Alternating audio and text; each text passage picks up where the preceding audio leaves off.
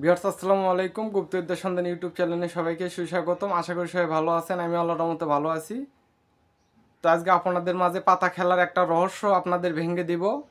একের পর এক রহস্য ভেঙে দিব এবং বিদ্যা দিতেই থাকবো। অফুরন্ত বিদ্যা আছে আমার কাছে, ইনশাআল্লাহ আল্লাহর রহমতে পাইছি।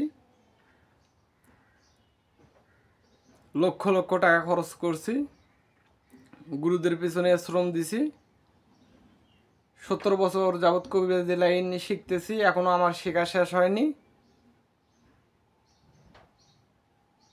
তো আর প্রায় কিছুদিন, তারপরে শিক্ষাবাদ আর কোনো শিক্ষা দীক্ষা নিব না।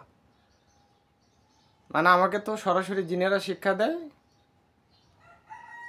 তো আমি শুধু ওইটা খাতায় টুকে রেখে দিই। তো পাতা খেলার যে রহস্যটা, এটা হলো ঢোলত যখন বান প্রয়োগ করা হয়, এটা কিন্তু বাইরে থেকে পাতা টানার জন্য ঢোলের ওপর বান প্রয়োগ করা হয়। তো আপনারা কি করবেন, ওই ঢোলকে গিয়ে বলবেন যে তোমার ঢোলের যে তুমি ওষুধ রাখছো এটা খুলে ফেলে দাও।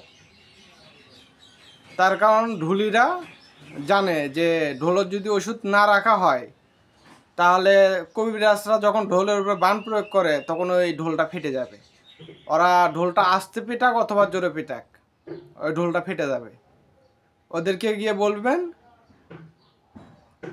গিয়ে বললেই ওরা খুলে দেবে। তাহলে ওই ঢোলের শব্দ যত দূর পর্যন্ত চলে যাবে, এর ভিতর যদি কোনো তোলা রাশি থাকে, পাতলা রাশির লোক থাকে, তাহলে সে ছুটে চলে আসবে ওই ঢোলের কাছে। তো এই গোপন রহস্যগুলো আপনাদেরকে বলে দিলাম। তো সবাই ভালো থাকবেন, সুস্থ থাকবেন। আসসালামু আলাইকুম। কোনো বিদ্যাকে ছোট বলে মনে করবেন না। তো দেখা যাচ্ছে যে শত শত ফকির পাতা টানার চেষ্টা করতেছে, তো আপনিও ঢোলের কাছে গেছেন, যা ঢোলের উপর মন্ত্র পাঠ করতেছেন। আমি তো ঢোলত বান মারা দিয়ে দিয়েছি। তো সেখানে আপনি মন্ত্র পাঠ করতে করতে যদি দুই একটা পাতা ছিটে আসে, সেখানে আপনার নাম যশ খ্যাতি একটা ডাক হবে যে অমুক বাইর থেকে পাতা টানে নিয়ে আইছে। তো সবাই ভালো থাকবেন, সুস্থ থাকবেন। আসসালামু আলাইকুম।